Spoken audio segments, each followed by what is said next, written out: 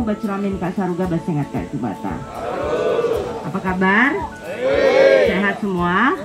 Sehat, ya. Pertama-tama kita mengucap syukur kepada Tuhan yang Maha Kuasa masih diberikan kesehatan dan kesempatan bisa bertemu di tempat ini, bertemu lagi walaupun baru beberapa waktu lalu saya menyerahkan juga bantuan benih kepada Ibu Bapak kelompok tani, tapi karena situasi pandemi Covid maka acara kemarin kita batasi, yang diundang hanya para ketua. Jadi mohon maaf kepada para anggota kelompok tani yang mungkin waktu itu tidak diundang hadir, bukan karena apa-apa, tapi karena situasi COVID-19 kita memang dilarang berkumpul lebih dari 50 orang dan acara juga dibuat sangat singkat.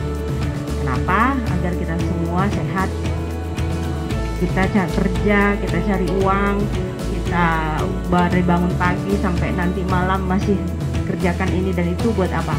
Buat sehat. Kalau misalnya kita nggak sehat, semua hal tidak bisa kita kerjakan. Nah, oleh karena itu Ibu Bapak dan saudara-saudari sekalian, hari ini kami hadir lagi untuk melihat benih yang kita bagi kemarin dan akan ditanam pada hari ini.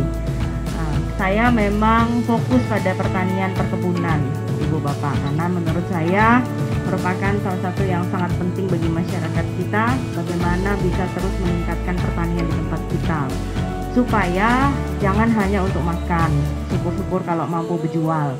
Nah, jadi ini bisa jadi sumber pendapatan ekonomi bagi ibu dan bapak. Maka tak bosan-bosannya kita mendorong para petani, ayo berusaha agar kita bisa terus meningkatkan produksi kita.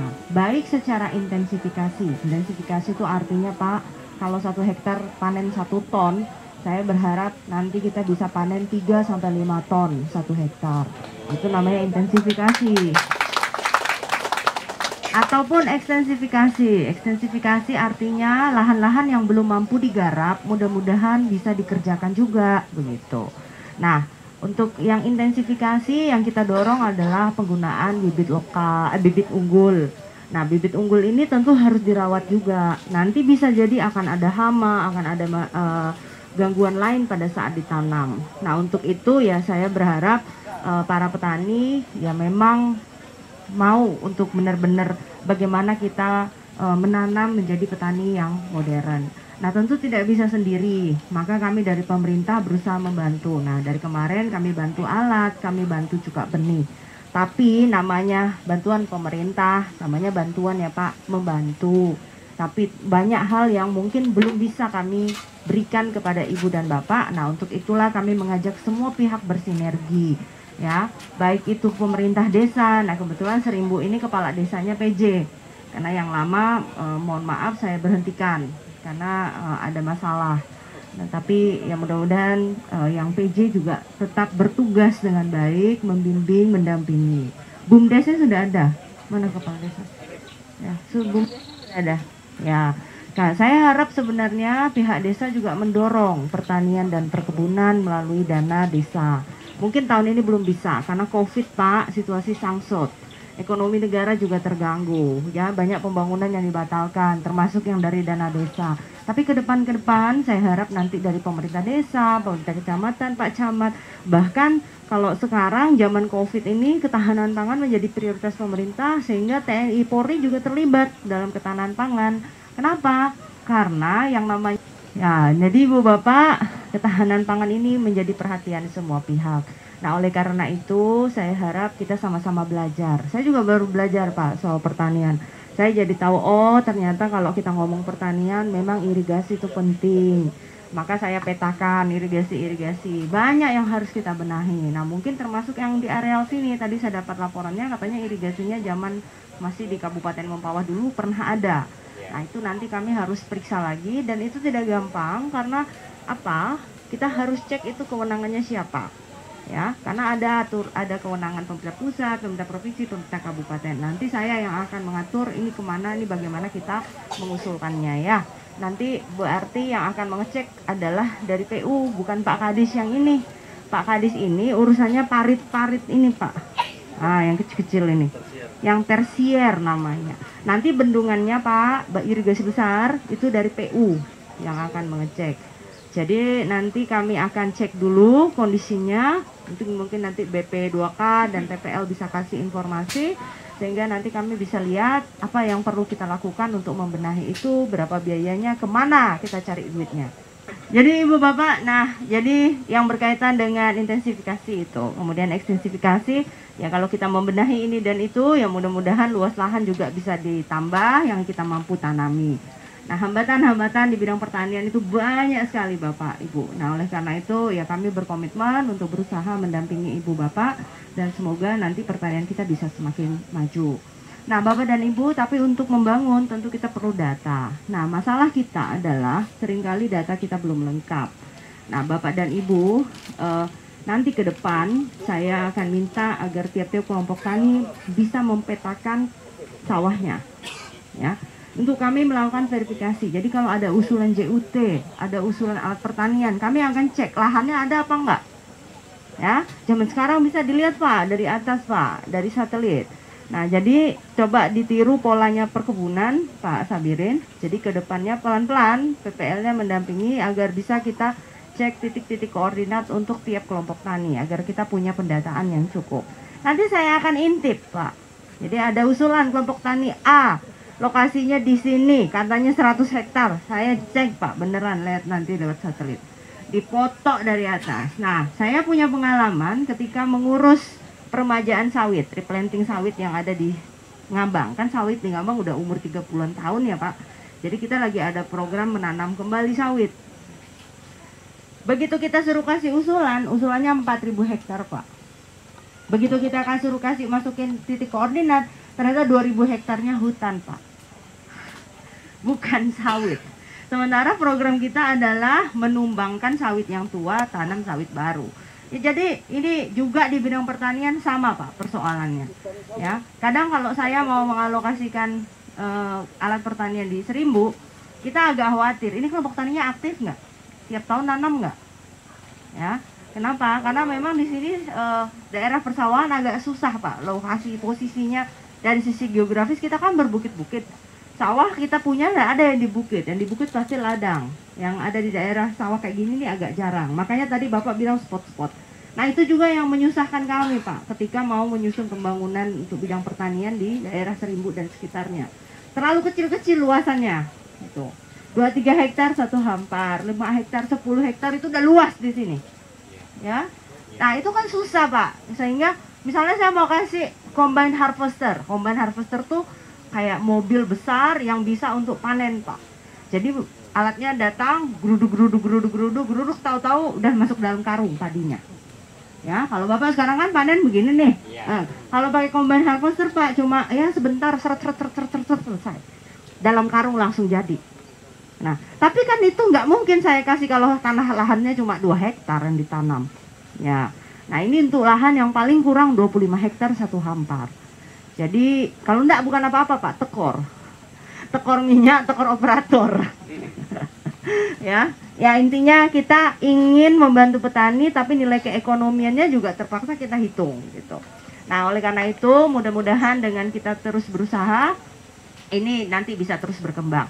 Nah kenapa sebelum saya datang saya tanya ini tanamnya pakai sistem apa? Nah saya minta secara khusus, secara spesifik agar ditanam dengan sistem Jarwo. Nah, kalau saya lihat yang sudah tanam, ini sih tanam biasa nih. Nanti kita coba bandingkan Pak dengan yang Jarwo. Apa itu Jarwo? Jajar legowo. Ada yang orang Jawa. Nah, kalau Jawi Pak Dendim. Nah, nanti Pak Dendim bisa ngasih kuliah tentang Jarwo. Kalau nggak tahu dia kuliah dulu. Jadi ini adalah salah satu ilmu pengetahuan ya berdasarkan penelitian. Katanya sistem Jarwo ini satu lebih tahan hama, kedua hasilnya bisa lebih bagus. Kenapa? Karena Bapak lihat ada jarak ya. Jadi ini kalau ini kan jaraknya sama. Ada yang jaraknya agak lebar kalau sistem Jarwo. Jadi 1, 2, 3 agak rapat, agak jarang. Rapat, jarang gitu ya. Nah selain daripada Bapak kalau lewat pas ngerumput, pas ngapa ada tempat lewat, nggak nginjak-nginjak yang ada. Katanya dengan sistem itu maka bagian pinggirnya itu akan menghasilkan buah yang lebih banyak karena dia terkena sinar matahari maksimal. Nah, katanya gitu, pakai jarak gitu. Nah, kita lihat lah ya, sama-sama. Saya juga mencoba, dalam arti ini berhasil di tempat lain, apakah berhasil di tempat kita? Ya mudah-mudahan nanti di tempat kita juga berhasil. Kalau berhasil silahkan diteruskan gitu. Jangan nanti balik lagi gitu. Oh Bu, bener Bu berhasil. Nah sekarang Bapak tanam lagi jarwo. Enggak Bu, biasa aja. Oh ya rugi dong saya ajarin gitu. Ya, jadi nanti Bapak dan Ibu terus kita berusaha bagaimana supaya pertanian kita ini meningkat. Kita bandingkan nanti ini sistem jarwo, ini sistem biasa seperti apa. Nah ke depan Ibu dan Bapak banyak hal yang memang petani itu harus kompak Pak. Karena apa? Kita modalnya kecil, nggak punya modal malah, ya kan? Kalau nggak kompak, apalagi modalnya. Saya paling malas bantu kelompok tani. Kalau saya udah bantu, malah dia berkelahi dia sama dia Pak. Itu saya mau terus terang, aduh pengen saya blacklist rasanya, nggak mau lagi saya ngasih bantuan. Ya, saya dikasih bantuan benih, nanti ada yang ngadu, Bu, kelompoknya kenapa cuma dapat segini, ketua kelompok taninya malah dapat lebih banyak ya, atau alat pertanian saya kasih Alsintan, ngadu lagi, Bu, ketua kelompok sewakan alat keluar, kami nggak boleh pakai, yang kayak gitu. Saya terus terang, aduh sebenarnya jengkel sekali.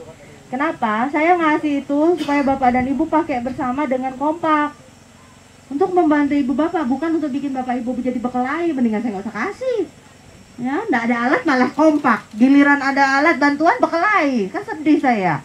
Ya, justru harusnya dikasih bantuan, senang. Kita pakai sama-sama, kita rawat sama-sama. Oh, ada rusak ini gimana cara betulkannya? Ini gimana nyimpannya? Gimana supaya barangnya awet kan gitu.